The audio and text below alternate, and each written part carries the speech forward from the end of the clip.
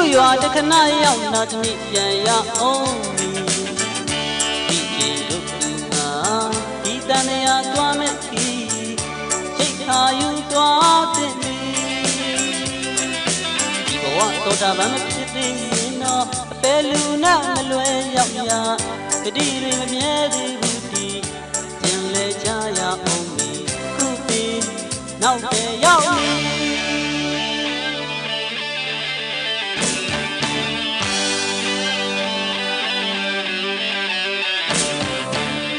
ရင်ဘဝပုံများကြောင့်လူဘဝရောက်လာပြီနော်ရှာလာတဲ့ဘဝလေးပြုံးပြောအတင်းတိမ်နဲ့နော်နောက်ဘဝရင်မသေးခင်လေးကြိုးစင်းသားတွေ့ခေါ်တည်ရဖို့အတွက်မျောခုဆိုရင်ဘာတွေငါအတွက်လုပ်ခဲ့ပြီနော်နိဗ္ဗာန်မရောက်မီဒီခီးတစ်လျှောက်မှာလောင်းလာဖို့ရာကိုယ်တွေ့ရိတ်ခါကိုယ်တိုင်းတည်ယူရမှာဒါနသီလကောင်းတာလို့တွေ့နော်